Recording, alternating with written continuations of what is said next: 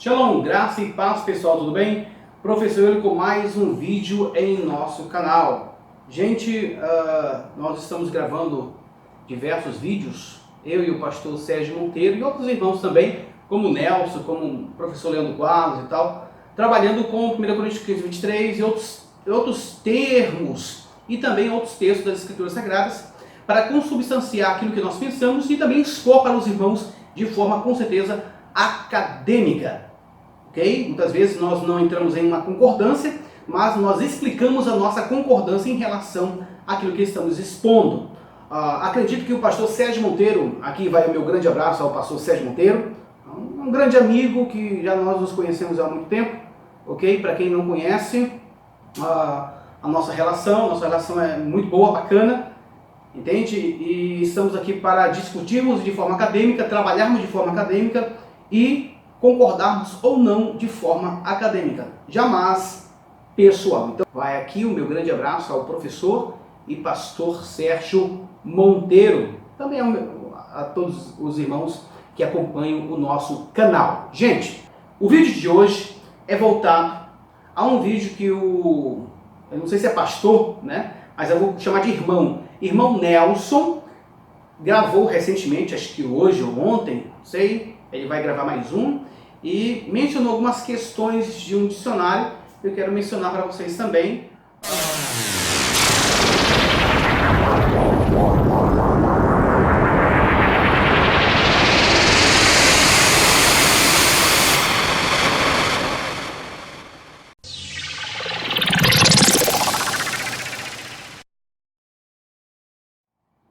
Então, pessoal, o que ocorre? Nelson, também vai aqui meu grande abraço ao irmão Nelson, tá, que está discutindo com a gente, trabalhando muitas questões aí, e muito importante. Hoje, eu vendo o vídeo do Nelson, eu vi que ele está pronunciando palavras em grego. Fico muito feliz, Nelson, que você está aprendendo o grego para nós discutirmos, para nós trabalharmos. Isso é muito importante para mim, não somente para mim, mas para muitas pessoas também que estão acompanhando o nosso trabalho, nosso curso, né? Que eu sou um professor de grego e através do meu trabalho ensino grego para qualquer pessoa, independente de sua religião, da sua fé e de sua crença e também de seus dogmas. Mas vai aqui meu grande abraço ao Nelson e meus parabéns que está começando a trabalhar com a língua grega. Muito bom. Mas o Nelson, ele citou essa obra. Nova Chave Linguística do Novo Testamento Grego, de Mateus a Apocalipse, Targumim, da editora Ragnos. Tá? E ele gostou bastante, né? Realmente essa obra é muito boa. Eu aconselho as pessoas a comprarem essa obra, porque ela é muito fenomenal para vocês que estão trabalhando com interpretação, com linguística, dentro do grego. É muito bom, muito proveitoso esta obra para vocês e para o curso de vocês. Eu indico para todos os meus alunos essa obra. E vamos à página que ele citou, que é a página de número 1037. Página de número 1037, ao qual todos vocês, acredito que viram. Se não viram, vão lá no Liga Apologética, acesse o vídeo lá do Nelson, e ele fez umas questões interessantes que eu quero pontuar também aqui, algumas importantes análises. Nelson analisou a expressão tagma de 1 Coríntios 15, 23, tá? E aqui o léxico vai trabalhar com a expressão tagma. É interessante que uma das definições, ou na definição de tagma, é a definição que eu propus também no meu primeiro vídeo, que eu falei sobre apartheid tagma. Okay? De fato, tagma tem um sentido ali de grupo, de classe. Eu coloquei grupo ou classe ali no meu vídeo e tudo mais. Tagma só vai ser trabalhado com um grupo no sentido cronológico a partir de seu texto. Quando eu falo de sintaxe, é a relação que a palavra ou as expressões têm juntamente com outras expressões que condicionam. E isso aqui eu deixei bem claro para todos vocês. Mas, enfim, vamos lá. Uma das definições de tagma é seção, grupo, posição, perfeito, posição, todo mundo acho que concorda com a definição de tag. Tá? Porém, a definição semântica ela é condicionada pela sua sintaxe. É sempre assim. A definição semântica não tem um poder por si só. Imagina quando ela tem mais de um significado. Não tem poder por si só de determinar nada. Quem determina sobre ela é o contexto sintático, contexto gramatical, o contexto linguístico. Isso é muito importante frisarmos aqui. E o que temos aqui? Nós temos o seguinte: seção, grupo, posição, graduação. Aqui ele vai dar um termo interessante que o Nelson citou e eu quero frisar nisso aqui. Aí ele diz assim: aqui deve ser temporal. Observamos que ele diz: aqui deve ser temporal. Aquilo que o Nelson falou e trabalhou no seu vídeo. De fato, Nelson, aqui é reconhecido como temporal. É reconhecido como temporal. Justamente associado tagma, ele trabalha na sua definição, mas ele fala no sentido temporal. E ele joga uma obra muito interessante, né? A obra que eu quero ler aqui, essa obra aqui, ó, Exegetical Dictionary of the New Testament, volume 3, Exegetical Dictionary of the New Testament, ou seja, por Hostbal e Gerhard M. Snyder. Hostbal, que é o autor, e também o segundo é Gerhard M. Snyder. São autores desta obra que está sendo citada. Eu tenho esta obra eletronicamente e vou fazer menção dela. O que ela fala realmente também, consubstanciando os meus vídeos, eu falo sempre, gente, que muitas obras consubstanciam aquilo que eu falo. Por quê? Eu sou um pesquisador, eu sou um professor. Para eu ensinar, eu tenho que aprender primeiro. Entende? Isso é muito importante para nós. Agora, tem pessoas ensinando aquilo que nunca aprendeu. Eu não estou falando referência ao pastor Monteiro, não estou fazendo referência ao Nelson e às pessoas adventistas, ou os irmãos adventistas, mas existe muita gente aí que quer ensinar grego onde realmente não aprendeu. Então tem que aprender, tem que voltar lá para as raízes e tudo mais, estudar, passar 1 ano, 2 anos, até 3 anos estudando grego, no mínimo, para poder você falar com tanta propriedade. Mas, enfim.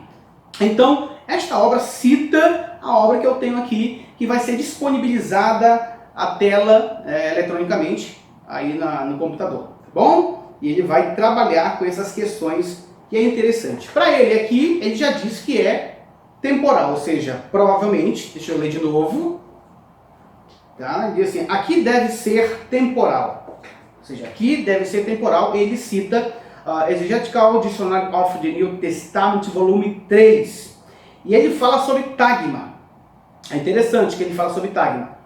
Uma das partes, a primeira parte que ele fala sobre tagma, ele fala assim: tagma ocorre no Novo Testamento somente em 1 Coríntios 15, 23. Tagma occurs in the New Testament only in 1 Coríntios 15, 23. Tagma ocorre no Novo Testamento somente em 1 Coríntios 15, 23. Aí ele vai trabalhar recastos de en, to e do tagmati, ou seja, cada um na sua própria ordem. The interpretation of the 23 as the group of the resurrection, ou seja, a interpretação do versículo 23 como três grupos, três grupos da ressurreição, resurrection. Aí ele conclui: é impedido por causa do significado de um telos, de um fim, ou seja, está lá no texto de 1 Coríntios capítulo 15, a partir do versículo de número 23. E ele vai concluindo. Vamos lá, vamos chegar numa parte importante que eu quero frisar juntamente com vocês, trabalhando também com a mesma obra que o Nelson está trabalhando. Tá bom?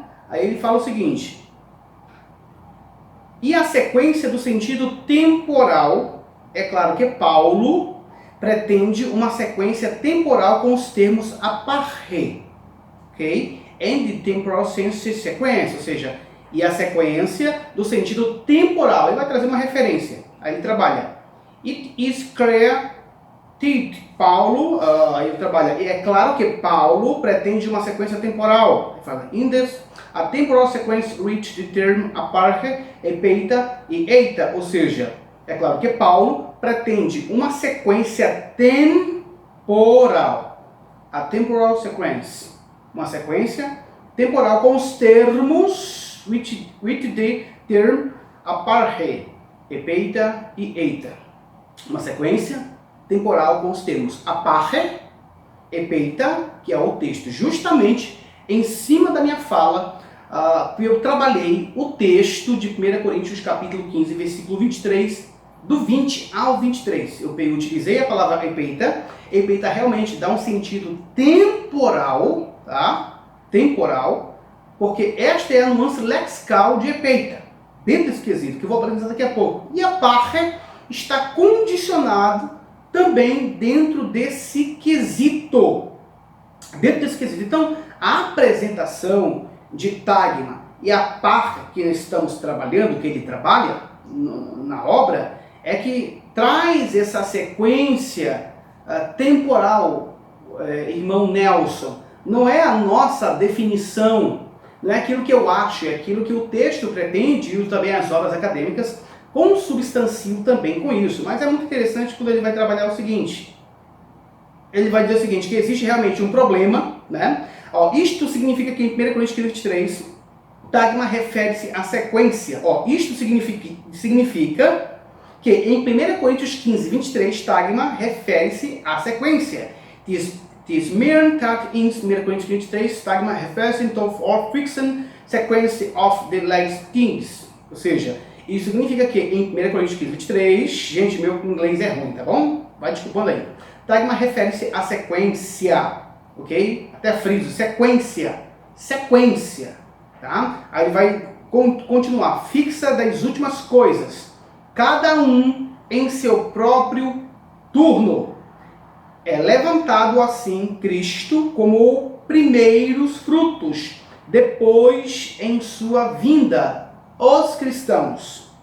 Assim que ele trabalha, a sua vida, os cristãos. Aí ele conclui, o problema com essa passagem, o problema com a passagem de 1 Coríntios 15, 23, meu amado querido irmão Nelson, meus irmãos que estão observando, a obra está fazendo citação que ele está fazendo uma análise, né? Que existe um problema com 1 Coríntios 15, 23, ou com essa passagem, e não com o termo temporal, mas com a passagem.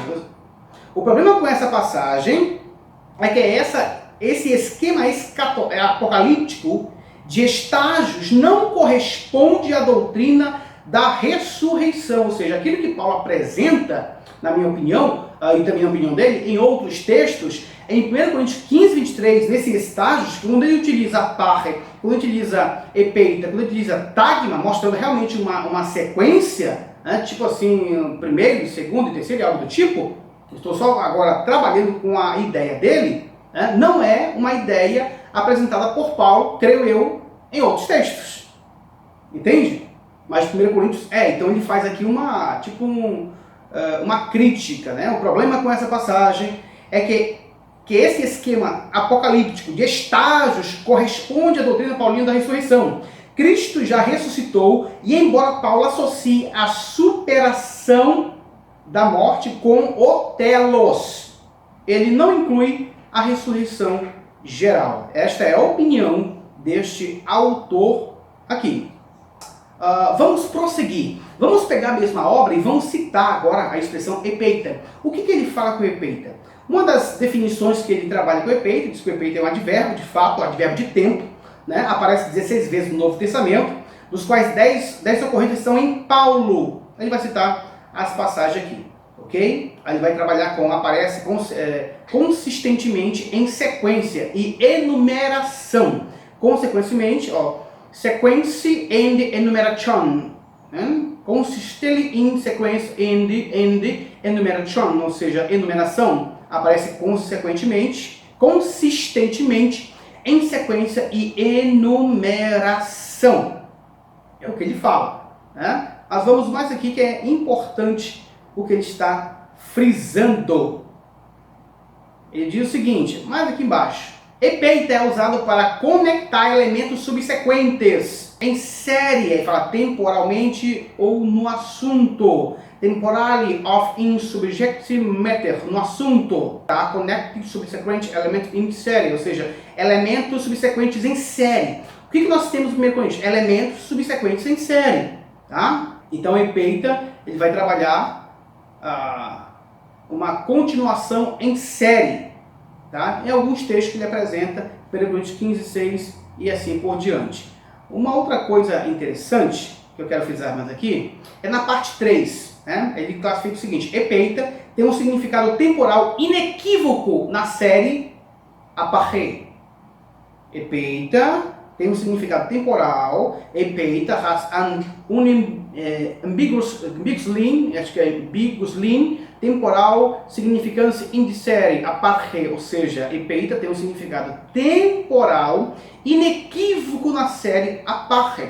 Epeita em 1 Coríntios 15, 23, é a citação, epeita primeiro, então, 15, 46, 1 Tessalonicenses 4, aí Hebreus 7, 27, Hebreus 7, 2, ele então trabalha, e em Hebreus 7, 2, epeita é usado dentro de uma sequência de assuntos, próton, epeitan, decai primeiro ou depois. Bom, então frisando aqui, então a epeita tem um significado temporal inequívoco na série aparche. E onde aparece esse aparche?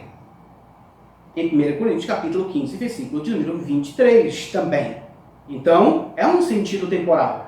Está ligado sintaticamente. Então, nós não podemos esquecer disso, irmão Nelson. Não podemos descartar isso, irmão Nelson. Então, é muito importante nós utilizarmos as nossas obras para consubstanciar. Não somente essa consubstancia, mas também, como eu falei para o professor e pastor Sérgio Monteiro, aparche, aqui na página 543 da obra Léxico do Novo Testamento, de Eugênio de Nida, baseado no domínio semântico, de Johannes Lung e Eugênio de Nida, na página 543, até aqui, ó, marcado como que eu mostrei no vídeo que eu estava falando com o pastor Sérgio Monteiro. Ele diz aparche, o primeiro de uma série. Ele que fala, aparche é o primeiro de uma série, então não é eu, então não somos nós. E as obras acadêmicas se condicionam a isso, muitas vezes em relação a algo que é dado. Primeiro, aparche tom que koimemenon, ou seja, o primeiro dos que adormeceram, ou o primeiro dos que morreram. 1 Coríntios capítulo 15, versículo de número 20, é o que ele está citando. Quando ele utiliza epeita, nós temos aqui, epeita, um ponto temporal que segue outro ponto temporal. Epeita, um ponto temporal, ou seja, no tempo, que segue outro ponto temporal. Depois, mais tarde, ele vai trazer Adão foi criado primeiro, depois Eva. As obras acadêmicas consubstanciam aquilo que eu analisei no meu vídeo ainda está de pé, está consubstanciado por obras que realmente estão sendo citadas pelos nossos irmãos, e isso eu fico feliz, né?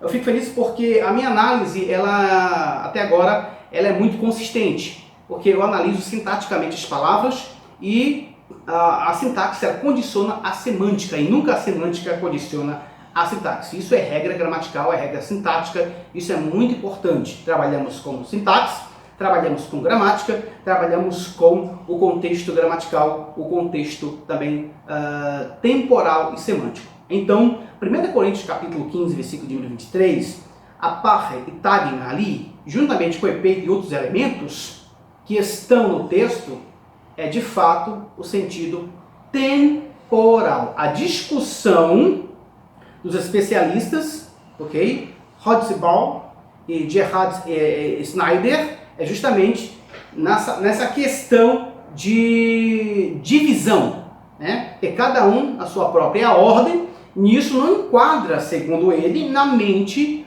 ou no corpus paulino, ou nas obras de Paulo, ou na doutrina paulina, como ele trabalha a ressurreição, na obra paulina, nos corpos paulinos, naquilo que Paulo trabalha concernente à ressurreição. Mas o texto é bem claro.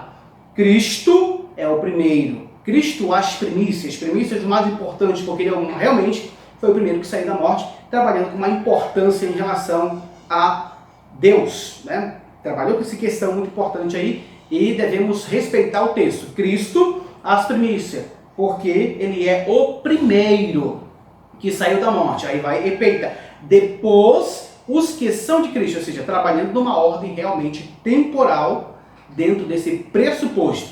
Então nós temos epeita, nós temos apache, nós temos tagma, trabalhando nessa circunferência dentro de uma análise sintática, e a sintaxe condiciona qualquer termo semântico e não ao contrário. A semântica não pode determinar a sintaxe. De fato, é a sintaxe que determina o significado semântico de uma palavra, por exemplo, que tem mais de um significado, igual a expressão apache e a expressão tagma, ok? Claro, girando dentro de um núcleo semântico. Shalom, graças e paz, um abraço a todos vocês. O pastor Sérgio Monteiro vai gravar um vídeo, acho que já falei, só estou repetindo, que a gente vai para uma bênção, ou pelo menos oferecer a vocês uma bênção especial concernente à interpretação em nível acadêmico. E a gente vai trabalhar 2 textos que vai ser muito bom em relação a como é que se deve entender. Vai ser só uma pincelada que a gente vai falar de 1 hora, como deve ser entendido a sintaxe, a semântica, o contexto, o autor, né? A exegese, a hermenêutica, tudo isso para mostrar como nós devemos extrair um significado de um texto, junto com o seu contexto. Shalom, graça e paz, um grande abraço a todos os nossos irmãos que nos acompanham no nosso canal.